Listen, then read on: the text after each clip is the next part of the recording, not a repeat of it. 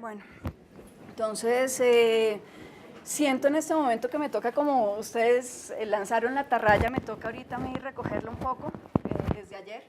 Y bueno, los tiempos no, ahorita pues ya creo que estamos un poco cansados, cansadas. Espero hacerlo lo más dinámico posible y llegar a buen término en el tiempo que es. Así como Ricardo hablaba de la mamá, hoy también hablaré de mi mamá y poco a poco la iré nombrando. Y el primero es esta carta que le escribo a mi mamá. Una primera que le escribí, de hecho, ayer, antes de ayer, cuando preparaba la última postal. Mamá, ¿recuerdas que en los preparativos en 2012 del 12 Encuentro Feminista Latinoamericano del Caribe tuve en mira a Karen Cordero para lograr una interlocución regional en el trinomio feminismo, arte, mujeres? Pues tu pupila y querida Ana María Lozano nos reunió en este evento. Hoy estamos con ellas, con todos, pensándote desde acá. Postdata, saludos a Simonete, que el lunes pasado fue a acompañarte a ti y a Greta. Cumplimos 9 años del aniversario de la muerte de mi madre y estas postales tienen que ver, es un homenaje a ella, es un homenaje, ¿dónde está Ricardo? Ya no a llegar a la casa, sino a escribir a un lugar donde ella esté. Es un trabajo, es una maestría, es un trabajo de maestría en arquitectura de la vivienda. Quiero que lo tengamos muy presente porque esto no es teórico, no es histórico, sin embargo tiene arte, sin embargo tiene esa historia y esa búsqueda. Y lo que quiero que tengamos muy presente, que al final lo veremos, es que es una maestría proyectual. Yo tenía que llegar a desarrollar vivienda, esa vivienda que hoy tanto critica Ricardo. Esperemos que a través de un proceso como estos y a través del arte, como es este, digamos, motor que genera transformación, logre verlo desde un tema que estamos ahorita trabajando, ¿no? Que nos reúne y es la perspectiva de género, por lo menos esa mirada de arte y género. Entonces son proyectos, pero también tenía yo que entender un poco si el tema mío era las mujeres, la vivienda para las mujeres, tenía que entender la arquitectura, a la vez tenía que entender qué pasaba con las arquitectas con el hecho de diseñar siendo arquitecta o siendo ellas arquitectas, feministas o no feministas, y las usuarias o habitantes, ellas como habitadoras de esos espacios. Y el punto, digamos, central para mí, que en eso coincidimos plenamente con Ricardo, es el tema de la vivienda. Pero es esa vivienda que no es solo ese nicho, ese interior, ese espacio privado, sino el entorno, el espacio público, la ciudad. Es un poco más amplio, el mundo, el famoso mundo que hablaba ahorita también Ricardo. Y yo me preguntaba, ¿estamos hablando de la mujer o estamos hablando de las mujeres? Y entonces, ¿quiénes son? ¿Quiénes son las mujeres? Y cómo hay una cantidad de, mejor dicho, cada una puede ser abuela o puede ser madre o puede ser hija, pero además puede estar en pareja, puede estar separada, puede estar viuda. Y entonces empiezan a aparecer unas transversalizaciones que también se dan en el espacio, en la vivienda que también contiene unas mujeres que pueden ser madres, que pueden ser abuelas, que pueden ser. Y entonces pues se ampliaba un poco el tema porque había una diversidad de las mujeres, pero también de las viviendas. Y de las viviendas, digamos que estos son como unos indicadores muy para dummies, ¿no? Sin tanto número, sino con el concepto. Estamos hablando de viviendas que solo tienen, donde solo habitan mujeres, o será que habitan también hombres, será que habitan, quiénes habitan ahí, ¿no? Y las cocinas, ¿cómo son? Serán, y entonces empiezo a identificar en la vivienda esos diferentes puntos que pueden dar un sentido o no a los espacios y a la presencia de las mujeres en ellos. Y esto pues tiene también que ver con un tema de violencias que poco a poco iré planteando. La maestría exigía unas escalas de trabajo. Sin embargo, desde el feminismo, de hecho me hice feminista, me entendí feminista a partir de este proyecto, a partir de esta tesis, entendí que lo que estaba yo buscando, o buscando no, encontrando, eran los espacios conquistados por las mujeres. ¿Mm? Y son espacios que, si bien a nosotros siempre nos están diciendo, no, es que el espacio privado, ¿no?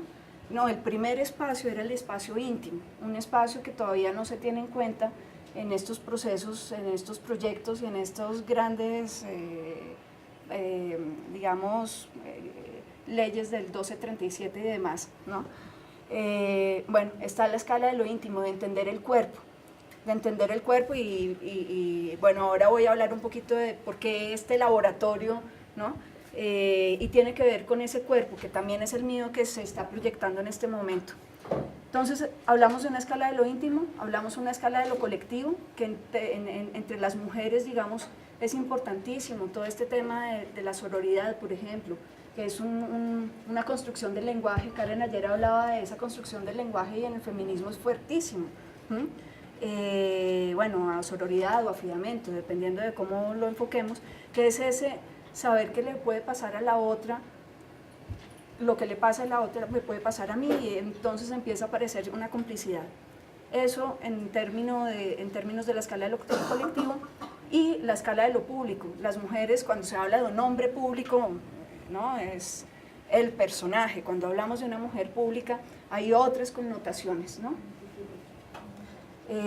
Y Simone de Beauvoir, digamos que, claro, la lectura del segundo sexo y toda su posición política, a mí lo que más me atrapó fue la decisión que tomaba ella frente a sus espacios, y es para mí como el paradigma de la mujer que no tiene vivienda, que decide no vivir, no tener una casa, y entonces pues el espacio público es, digamos, su escenario, el café es su sala, y bueno, y ella vive prácticamente toda su vida en un hotel. Ni siquiera cuando están con Sartre comparten la misma habitación, piden otra habitación que no es ni la de él ni la de ella, en fin, hay un paradigma ahí. Yo, digamos que como no estaba en una maestría en historia, ¿cierto?, pues decidí tomar mis tiempos en términos de no acotar en un periodo específico, como tampoco acotarme en temas estrictamente arquitectónicos. Entonces decidí irme primero a hacer una lectura de las literatas, entre ellas me fui a Cristina de Pizan, al libro de 1405, ¿no?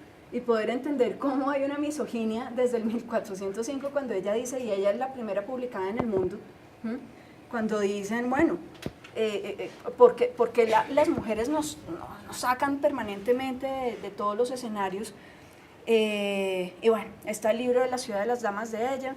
Después me fui pues para las transatlánticas, entre ellas a donde Flora Tristán, 1838 más o menos, que no solo lo que ellas están diciendo, ellas están narrando de esos espacios que ellas ven, que ellos van escribiendo, sino ellas mismas en sus espacios. Flora Tristán termina yendo a Arequipa. Ahora que vayamos a la parte de los ámbitos, veremos ese espacio que Flora alcanzó a conocer.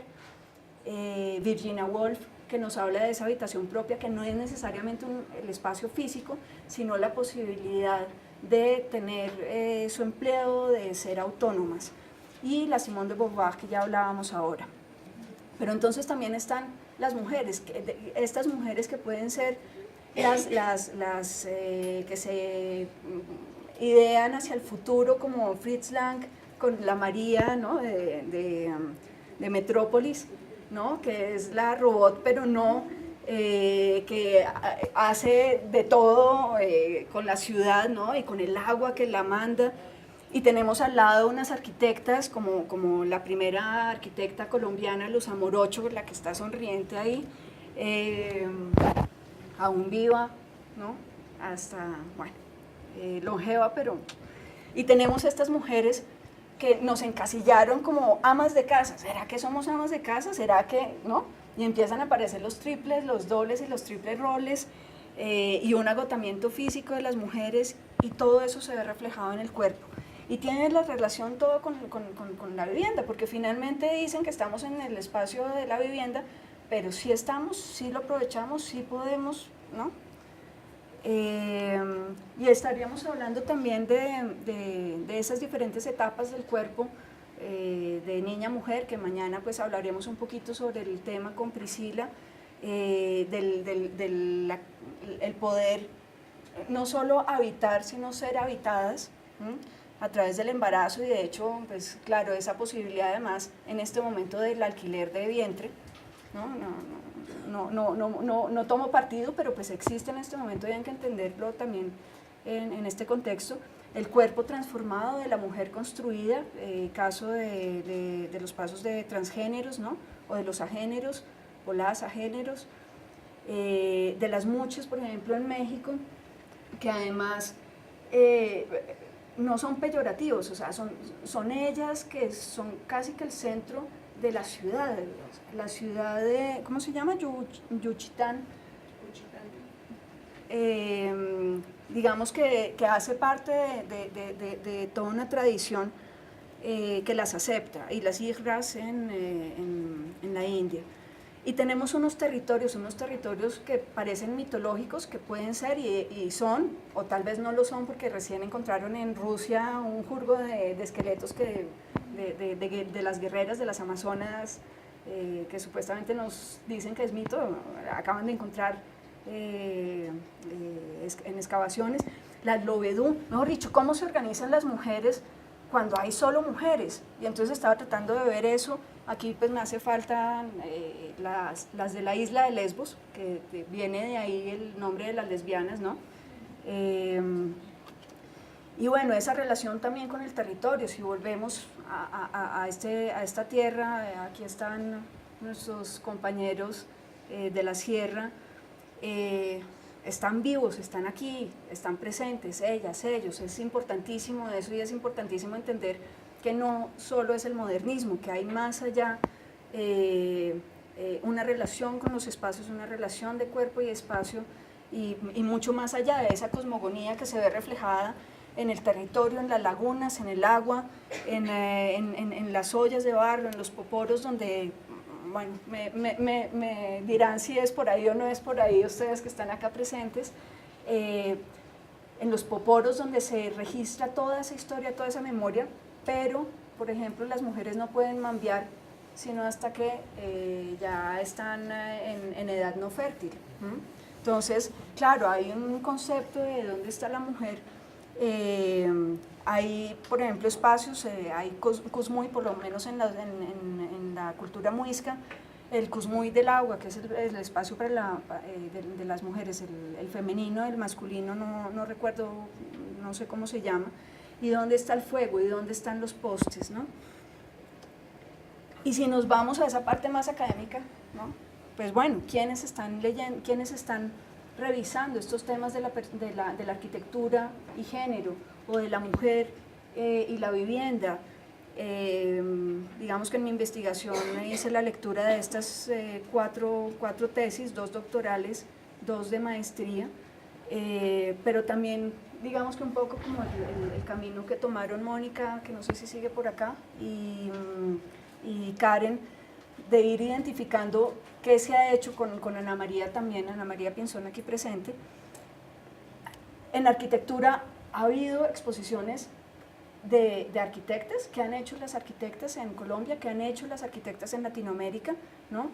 Y cuando se hacen encuentros de arquitectas, se dice, que fue acá precisamente en 2010 que se hizo el Mujeres Arquitectas, yo decía, estaba la pregunta, ¿no? ¿Y usted como arquitecta es consciente que es mujer arquitecta?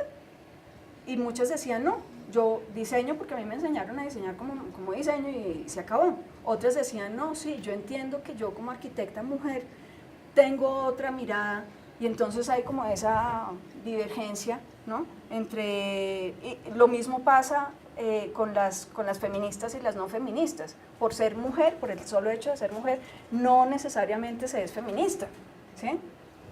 Hay unas prácticas y hay unas direcciones que se ven en los proyectos o no se ven en los proyectos, en lo que se hace, en lo que se produce. Y la otra pregunta es, bueno, si estamos hablando de historia, ¿no? O de crítica, ¿quién mira a quién? ¿No? hay unas arquitectas que por ejemplo como Ana María, que está en este momento enfocada en entender a las arquitectas, ¿no? Y su trabajo, y las arquitectas que hacen su trabajo.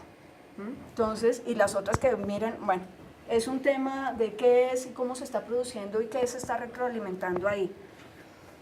Y hay otros procesos donde se dice, bueno, fomentemos esto, miremos qué es lo que está pasando. Entonces hay diferentes escenarios en el mundo. Yo pues no me podía quedar en Colombia porque si no la cosa se anularía un poco. Y entonces cada uno de estos grupos, Fameville o la Red Mujer y Hábitat en Latinoamérica, van enfocándose más hacia qué está pasando con las ciudades, con la seguridad, con la tenencia. Milka Blizniakov-Price empieza a fortalecer esas investigaciones para ver teóricamente qué es lo que está pasando. Frauenwerkstatt, por ejemplo en Austria, dice, bueno, no, actuemos, diseñemos, convoquemos, y convocan por concurso a arquitectas, a paisajistas y a urbanistas para desarrollar grandes hectáreas donde la mujer es el centro, digamos. Hay preocupación, ¿cómo hacemos para que las mujeres entren mejor dicho, sean recibidas, sean entendidas dentro de la ciudad, sin excluir a los hombres, que era una de las preguntas que me hacían hace un tiempo? Y la mujer construye, ¿qué construye? Y ver qué es lo que estamos haciendo, qué es lo que estamos diseñando, hacia dónde. Y hay otros escenarios, ya como para rematar esta parte un poco más teórica. Ahora si quieres te paso los datos. Son escenarios que se están dando legales, digamos que ahorita planteaba lo de la 1237, no quisiera hablar mucho de ese punto, pero el 5 de septiembre va a haber una presentación para ver en esa priorización que hablabas tú ahora, dónde están las mujeres. Y bueno, no sé si es bueno o es malo. Yo hago parte del equipo consultor y espero que todo esto realmente vaya entrando poco a poco. Les confieso que hay resistencias. Tenemos Masatugó, tenemos el Instituto de Medicina Legal, tenemos en este momento, este año se inaugura la Secretaría Distrital de la Mujer. Entonces es un proceso que viene, mejor dicho, toca hacerlo poco a poco y toca entender estos tiempos. Y hay un escenario que para mí fue fundamental, y es que al final del primer año yo tenía que entregar un documento como se entregan los documentos, y yo dije, pues me muere la pena un poco superando esas barreras académicas. Dije, pues voy a escribirle a alguien, alguien que sepa de temas de mujeres, porque desde la academia en arquitectura es nulo. O sea, ojalá tuviéramos, Karen, la obligatoriedad que ustedes tienen, que lograron, en que los temas de género se pongan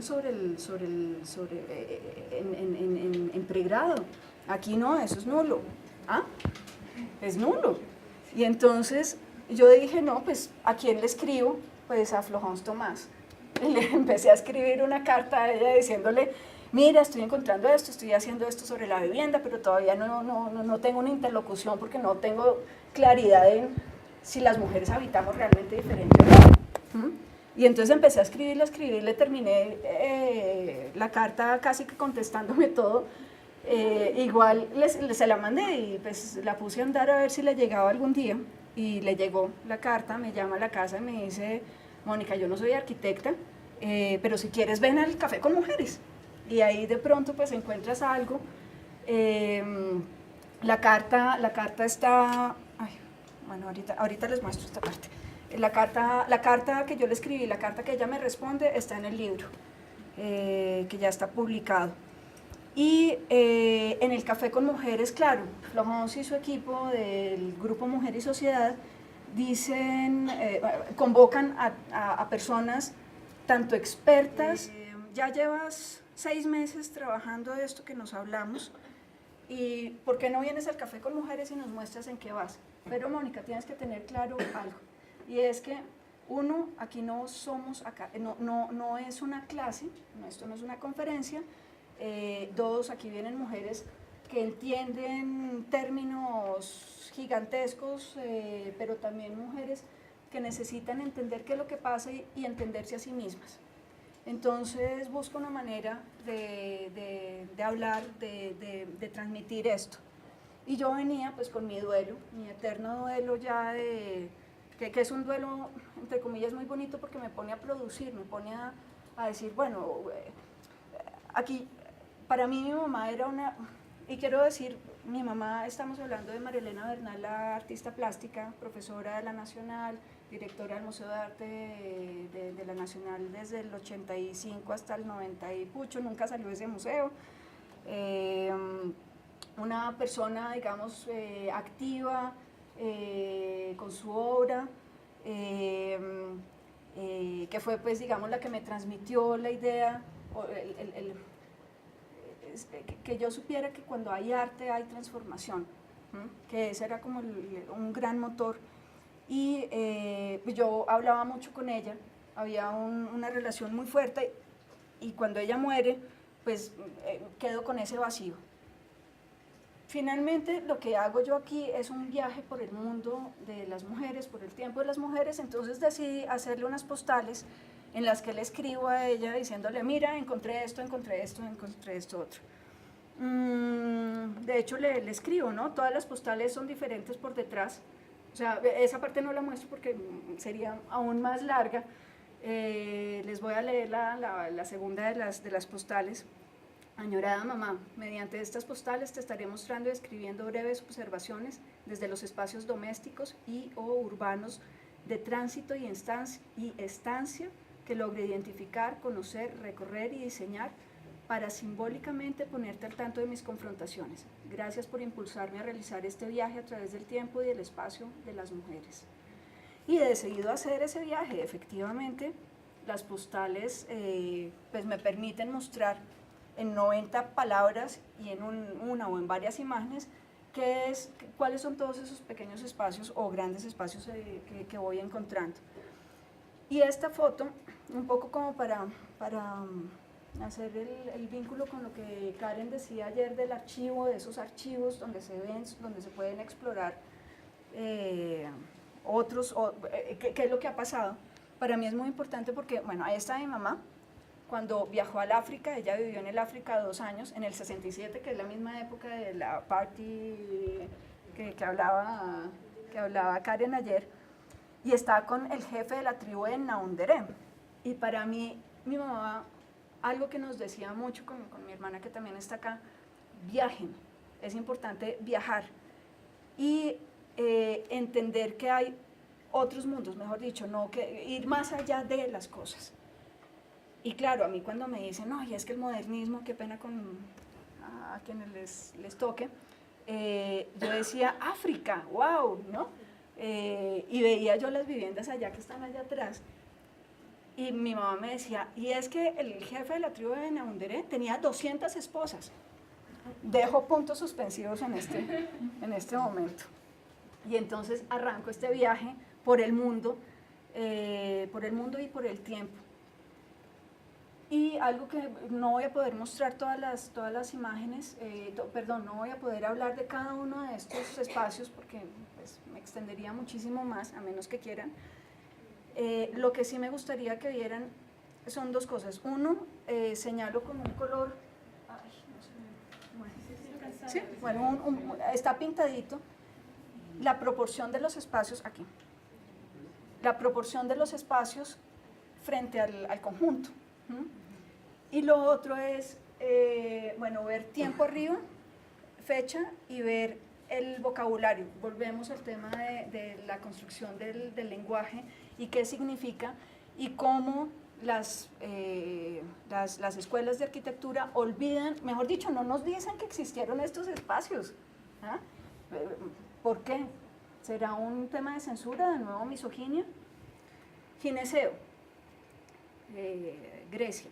El harem no como el grupo de mujeres alrededor de un señor, sino como el espacio donde se reunían mujeres, donde se reunían todas estas mujeres que tiene que ver con el agua, además, tiene que ver, hay una, para quienes quieran leer Sueños en el umbral, Memorias de una niña del harén, de Fátima Mernissi, es maravilloso porque habla del espacio público de las mujeres dentro digamos, de estos espacios, y es otra manera de entender el espacio público.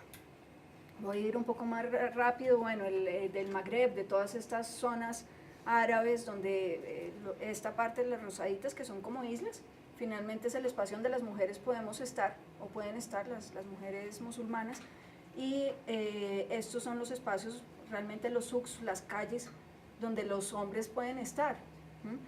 O sea, en uno es aislamiento y en el otro es conexión con el mundo. ¿Y qué pasa con, bueno, no tanto con el ashram como tal,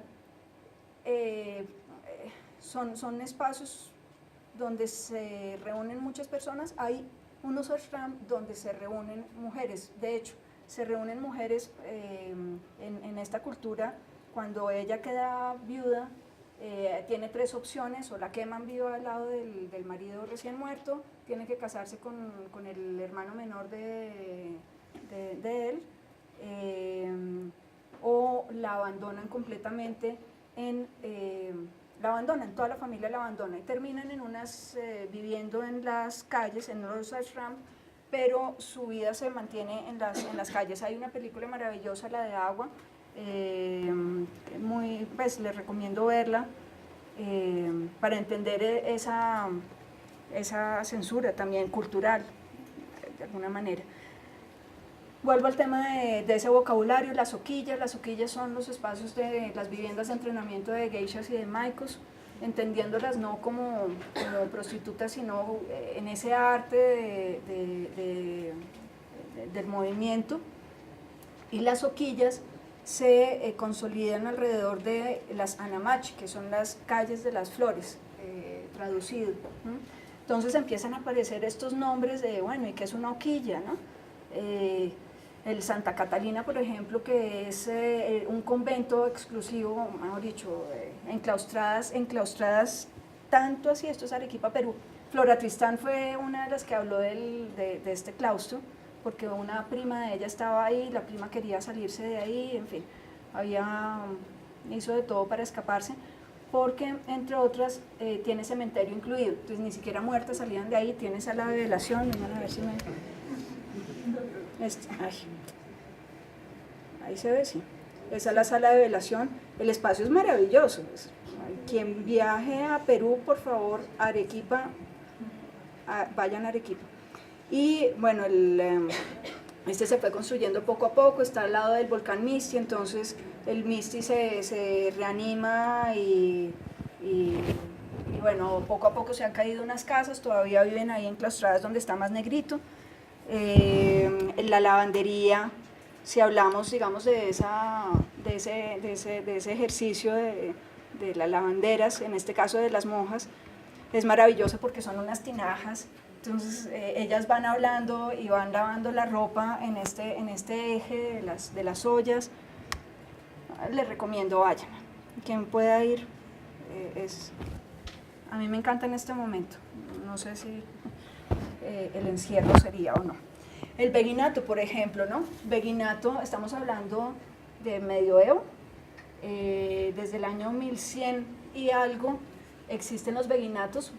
Los beguinatos nacen por las beguinas, que eran religiosas, pero era una religión que ellas decían: a mí no me tienen que decir cómo creo en Dios, no me tienen que obligar a ciertas cosas.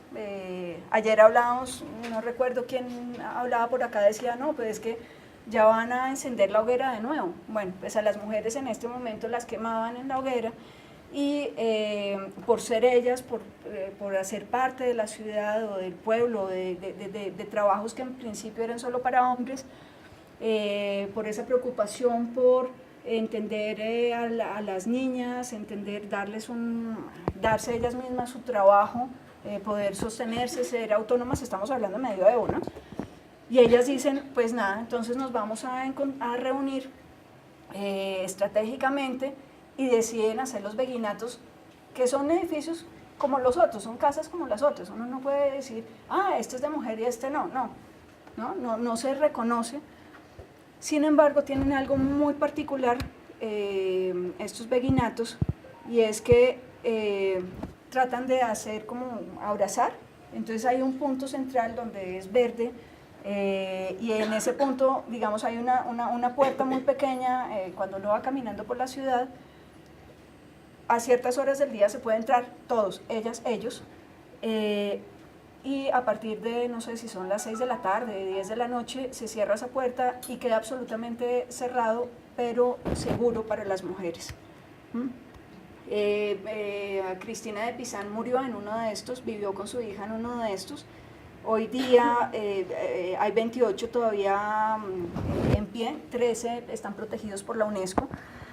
Si un edificio, un grupo de viviendas que son solo para mujeres están protegidos por la UNESCO, ¿será que podemos vivir solas de repente? ¿Algunas? Pues como posibilidad debe darse la opción, ¿no? Sobre todo porque ahorita pues nos siguen quemando, ¿no? De alguna u otra manera las quemadas con ácido van 33 en Bogotá. Hay que pensar lo que está pasando.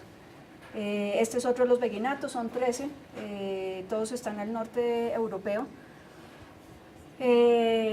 Toca hablar de la prostitución, más que de la prostitución, de las trabajadoras sexuales y de las condiciones en las que ellas viven cuando deciden ellas por sí mismas tomarlo como trabajo. De trabajo 8 horas de ocio, 8 horas de descanso. Ella decía, pero ¿por qué tenemos que entrar al trabajo descalzas? ¿Por qué nos tienen que violar para poder trabajar? Y entonces cada vez que había alguna revolucionaria ahí, le decían, pues la mandamos para la casa de las arrepentidas, para que allá la transformen, le laven el cerebro, y usted va a salir como la mujer, la supermujer con la que todo hombre querrá casarse, ¿no? Y entre ellas estaban las revolucionarias y las trabajadoras sexuales. Estas las quemaron, esas casas de arrepentidas, esas son las últimas casas de arrepentidas en España, las que están ahí incendiadas. Siguacalis, volvemos. ¿Qué pasa entonces en nuestros territorios? ¿Qué pasa con estos espacios que se construyen, que tienen nombre? El Siguacali, por ejemplo, esto es en Nahuatl, donde Cali es casa, Sigua mujer. Yo no tengo claro todavía si era un prostíbulo, si era como una sala de maternidad, o tiene que ver con el cementerio, mejor dicho, con el parto. Este es uno de los que todavía no he podido entender bien, pero sé que hay que mirar. En Machu Picchu estaban los Aclayasis. Se piensa que el Machu Picchu era de mujeres, una ciudad de mujeres. Hay, digamos, indicios que podrían decirlo.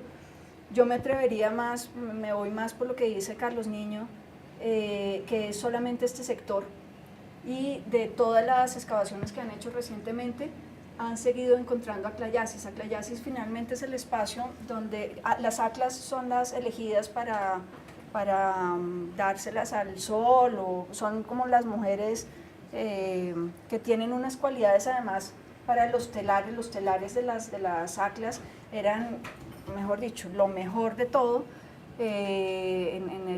para las incas. Y entonces estos finalmente se vuelven como unos talleres de solo mujeres. Está en el Machu Picchu. El otro, por ejemplo, es el de Ingapirca, que era además observatorio de la luna. Digamos, en la Amazonía también hay esos espacios. Dentro de las malocas hay unos sectores que son para ellas, otros para ellos, así como las actividades también se distribuyen. Digamos que se organizan los espacios en todas estas culturas. Y volvemos al África, ¿no? Yo decía, hay tanto por entender. Además, estas, por ejemplo, son las casas nómadas subsaharianas, donde la mitad de la vivienda es para el hombre y la mitad para la mujer. Izquierda mujer, derecha hombre. el agua, los alimentos estaban del costado de la mujer, dormían allá los menores, las menores, del otro costado, si había invitado, dormía de ese otro costado, digamos que el miti-miti, ¿no? Las casas con colo, por ejemplo, tienen, este es el espacio, el dra, es el espacio del hombre, dina, que es este, es el de la mujer, digana si estaba embarazada. Tiene algo que a mí me encanta, ¿se ve? Perfecto. Entonces, ven el murito, ¿cierto? Este muretico. El murete, por un lado, restringe, digamos, el espacio, o restringe, porque todavía existen, la zona de los animalitos. Entonces ella se tiene que agachar, a ver, por aquí hay una foto de ella agachándose, ¿cierto? En este tipo de arquitectura. Y resulta que el muretico, si los niños y las niñas no podían saltarlo, no estaban listos para estar afuera. Entonces, pues la mujer se desentiende un poco del asunto, porque pues si el chino o la niña no salta el murete, no sale. Pero además el muretico ayudaba a controlar, claro, como ven aquí, hay oscuridad, ¿no? La luz los ojos se tienen que acomodar a la luz interior. Cosa que a la mujer, si viene alguien a invadir el espacio, pues a la persona o al tipo o a quien sea invasor, tiene que agacharse, llegar hasta ese muretico, que se le acostumbren los ojos, y ahí sí poder entrar. Entonces la mujer pues tiene cómo actuar, cómo decidir si eso no es invitado. Pero además el murete permite un tema climático. Entonces, si llueve, pues el agua no entra, si hay mucho viento, el viento no entra. Y uno dice, esto tiene que ver con las mujeres, realmente es una ayuda para la mujer, el solo murete hay un pensamiento de qué es lo que pasa con ellas. Y nuestro modernismo no nos permite ver eso. Y entonces tenemos que, en esta cultura hay poligamia. Entonces, esta es la vivienda para 2 esposas. ¿Me alcanzamos a ver? Aquí y acá, ¿cierto? Y venía la pregunta de puntos suspensivos. Y la de 200 esposas. Y es muy interesante, aquí solo hay 20. Este sí no es el del jefe de la tribu de Naundere que visitó mi mamá, pero aquí hay 20. Y lo que es más interesante es que volvemos a este cuento de la sororidad sin que ellas sean feministas, ¿sí? Y es entender que entre las mujeres se protegen, tanto que protegen a toda la comunidad, y son las habitaciones de las mujeres las que generan esa protección. Bueno, y nos salimos del África. Y voy a hablar esto muy rápido. Hay una casa qué pena con estos saltos históricos y de tiempos, pero bueno, es un poco para entender que hay muchas maneras de ver esa arquitectura, de ver las mujeres en estos espacios y ver cómo se encierran o son parte, digamos, de las luchas y de las libertades y de las autonomías logradas. En este caso, por ejemplo, la Casa del Confitero, 1600, Bogotá, que es reseñadísima en los libros de historia, por lo menos aquí en Colombia. Bueno, la Casa del Confitero quiere decir que él dice en un momento, yo necesito mi casa, entonces construye la casa, pide que tenga su tienda y su entrada a la casa, ¿cierto? Hay un zaguán, toca pasar la galería, después una sala y está el cuarto de los padres. Para llegar al cuarto de las niñas toca atravesar otros 2 espacios, mejor dicho, las niñas, para él la preocupación eran las niñas cuando se diseñó la casa, tenían que estar completamente alejadas. Pero Beatriz García nos empieza a hablar de las casas antioqueñas, de las cafeteras. Cuando están afuera, cuando están en zona rural, pues hay un espacio donde duermen solamente las mujeres y tienen que atravesar el espacio de los padres. Sin embargo, cuando entran a la parte urbana, y ya no es una niña, sino una mujer, no sé, 16 años, 17, en edad de merecer, pues la habitación de la mujer, de las chicas, de las jóvenes, está justo al frente de la sala para que los posibles pretendientes pudieran ver qué tan ordenada era ella.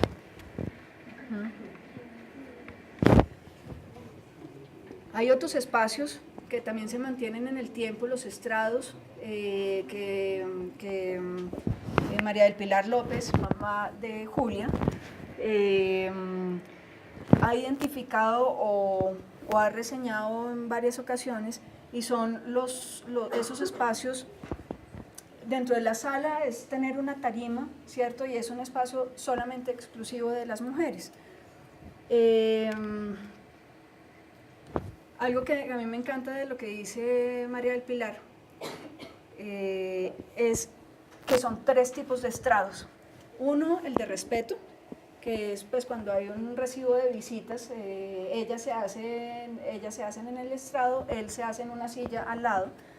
El estrado de cumplimiento, cuando es el pretendiente, ¿no? Entonces creo que hay hasta un biombo para separarlos un poquito, pues para contener un poco la cosa, y el estrado de cariño, que es de hecho al interior del dormitorio, y donde solo se reúnen las mujeres más cercanas, sobre todo son hermanas, y tienen un bracerito ahí. Hay un estrado en este momento montado en el Museo de Arte Colonial todavía. Y bueno, y si hablamos de esos espacios donde los hombres dicen se me va para allá, yo no quiero seguir escuchándola, ¿no? Ayer César está acá, no, ayer nos hablaba de Liliana Felipe, ¿no? Yo podría traer a Liliana Felipe aquí con Las Histéricas Somos lo Máximo, ¿no? Que es otra de las canciones de Liliana, refiriéndome a estos espacios que se llaman los boudoirs, que en francés boudet en principio es como esa histeria, como ese chillido, y entonces los maridos estaban cansadísimos de esa histeria de la mujer y le arman un nichito ahí chiquitico de costado, para que chillen, para que se agoten allá y después sí se vuelven a ver. Pues las mujeres entendieron este espacio como el espacio de ellas, un espacio que ellas retoman, lo hacen suyo, tanto así pues que hay literatura, ¿no? Relaciones peligrosas y todo esto, que habla de los boudoirs, donde se encuentran ellas con sus amantes, hombres y mujeres.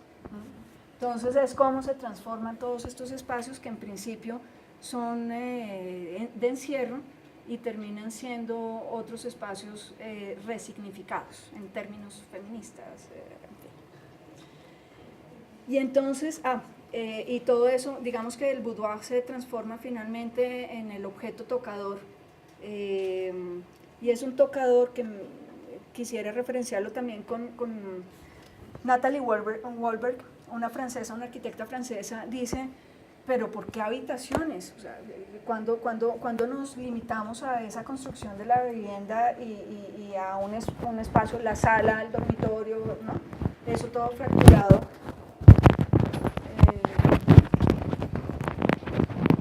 Y aquí está bien. Y no, ahí está bien. Ya, ¿cierto? Ahí está bien. ¿Me escuchas? ¿Más arriba? Qué pena con ustedes, pero me emociono. No, pero es que está aquí cerrado. ¿Lo subo? Bueno, entonces Natalie Wolberg dice, nada, yo lo que necesito, si vamos a dormir, lo que necesitamos es una nube para la ensoñación. Y entonces pues se arma esta mujer este espacio, ¿cierto? Está en el aire, es una cama, simplemente, no es un espacio, es una cama. Y dice, bueno, si yo necesito privacidad en algún momento, pues yo cierro la cortina y se acabó. Y entonces es una casa donde los espacios están pensados es para esas actividades. Si yo necesito descansar, dice ella, pues yo no tengo un sofá, tengo es una malla donde mi cuerpo descansa, yo llego hasta allá caminando entre cojines y se acabó. Y no es un sofá parqueado ahí toda la vida, y ahí están descansando el cuerpo. Bueno, es una vivienda completamente diferente, el tocador sale del muro y se recoge cuando no se está usando, la biblioteca pasa lo mismo, varios de los muebles pasa lo mismo. Entonces es como deconstruir lo que significa la vivienda. En el 85, ¿y cómo será el futuro de las mujeres? Y dice, no, pues, las mujeres van a estar en la ciudad, y entonces van a estar con sus casas pavo para arriba y para abajo. Lo que necesitan es algo muy corto, muy pequeño. Necesitan apenas 3 muebles, uno inteligente, que en ese momento no había internet, pero pues se refiere un poco, ¿no?, a esa información, a la cantidad de información, a un espacio del coqueteo, un mueble del coqueteo, y uno de comida ligera. Si ella necesitaba encontrarse con la gente, no sé, compartir con sus amigos, pues parqueaba la casa pavo al lado del restaurante y aprovechaba la ciudad al máximo. Y si hablamos, Ricardo, de estos espacios, de las ocupas, de generar políticamente, ocupar un espacio con K, ¿no?, en este sentido cultural, pues está la Escalera Caracol en Madrid. Ellas ocupan este espacio, la comunidad del barrio se indispone completamente, entonces ahí está la casa y deciden trasladarse 1 cuadra, 2 cuadras más allá y ocupan nuevamente otro espacio. Mejor dicho, es un espacio además donde habitan activistas, pero son también artistas plásticas y son literatas, y fuera de eso son empleadas domésticas. Mejor dicho, hay un tema de cómo construir con sus manos todo esto. Frauenwerkstatt, que era el que hablaba hace un rato, ya va por su 3ª etapa. Cada una tiene un enfoque diferente. El segundo fue muy interesante porque hablaba de la discapacidad, de la dependencia, la interdependencia. Población Obrera de la Unión en Valparaíso, Chile. Si no es por las mujeres que dicen estamos muy mal en este edificio, y está del otro lado el gobierno de la Bachelet, que dice, bueno, miremos esos subsidios cómo se dan en colectivo, que era lo que decía hoy Beatriz Colomina en otra conferencia. Eso colectivo, ¿qué hace y qué pasa y cómo se puede hacer con el Estado?, que es un poco la crítica que hace Ricardo también, cómo con la comunidad se logra hacer acupuntura urbana a través de la vivienda y pues mejorar la vivienda al punto que se ve claramente el cambio entre uno y otro, pero depende de la posición de las mujeres ahí. Ciudad de las Mujeres aquí en Colombia, mujeres víctimas del desplazamiento forzado, que finalmente dicen no tenemos por qué seguir huyendo, y deciden construir este barrio en colectivo. Desafortunadamente las siguieron persiguiendo y algunas las mataron, y esa es nuestra realidad, ¿no? Pero es importantísimo que hay un colectivo que dice, bueno, construyamos, finalmente les enseñan a hacer ladrillos, y con esos ladrillos ellas mismas construyen este barrio,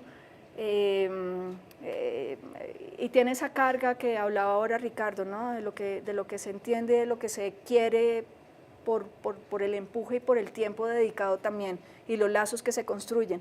Lazos, por ejemplo, ¿cuánto tiempo me queda? ¿Ya? Bueno. Punta de Rieles, Mujefas es maravillosa, las 12 líneas, porque quiero llegar por lo menos a 2 diapositivas últimas. ¿Será que estamos hablando de casas a géneros? ¿Será que ese sería el ideal, que no tuviéramos que hablar de casas de mujeres, de casas pensadas solamente para mujeres? Todavía nos hace falta un poquito llegar a eso. Y llegar, ¿por qué lo digo? Y es por las violencias finalmente, ¿no? Este es un trabajo que presenté para Basta la Palabra. Se trataba de hacer esa sensibilización de las violencias contra las mujeres por el solo hecho de serlo. Y la propuesta mía fueron estas postales. Me mantenía, además, estaba en la misma línea de las postales, Por detrás se puede escribir, si se quiere, de manera anónima: acá radican mi silencio y mis miedos, lo que extraño de ti, lo que no te paso más, los compromisos para conmigo. Pero tiene algo, y es lo que pasa. Un segundito.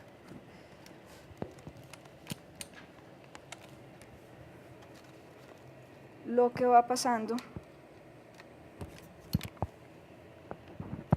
en ese interior de la vivienda. A ver si lo logro. ¿Cierto?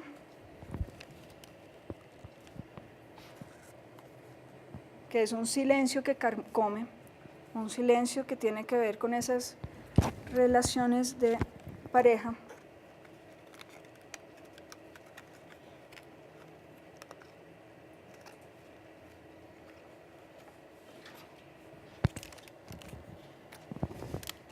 Al interior de la vivienda, ¿no? Y que terminan desafortunadamente en algo que, en un término que finalmente tocó también construir, que es el feminicidio, ¿no? La muerte de las mujeres por el solo hecho de serlo. Entonces es una manera de decir, bueno, también el diseño tiene que ver con esto, al interior de la vivienda, ¿cierto? Son escenas que pueden durar años, décadas, ¿no? Y que en este momento también tiene que ver con la ciudad, con ese espacio público. A ver si lo logramos. Ay, perdón. Con ese espacio público que, mientras la mujer esté protegida, los espacios sean bien iluminados. Mejor dicho, eso es también un tema de diseño, no solamente de comportamientos que finalmente es imposible, es muy difícil que los hombres cambien, pero la arquitectura sí podemos diseñarla de una manera que podamos protegerlas, porque mientras diseñemos esos espacios, ese espacio público completamente oscuro, pues se presta para las violencias, las agresiones, las violaciones. De diseño, pero sí hay propuestas de cómo así veíamos a las mujeres diversas. Las viviendas deben ser diversas y deben poder acoger a todos los tipos de hogares, a todos los tipos de personas que podemos estar teniendo. No sé si hay preguntas. Si hay preguntas, dejo andando los videos, porque esto tiene, aparte de esta parte, necesito, Santiago, porfa, que me pongas el video, sí.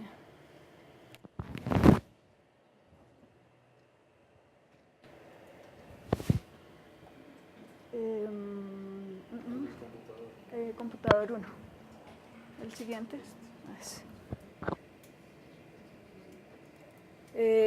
Todo esto pues también tiene un diseño y una gran preocupación por la noche.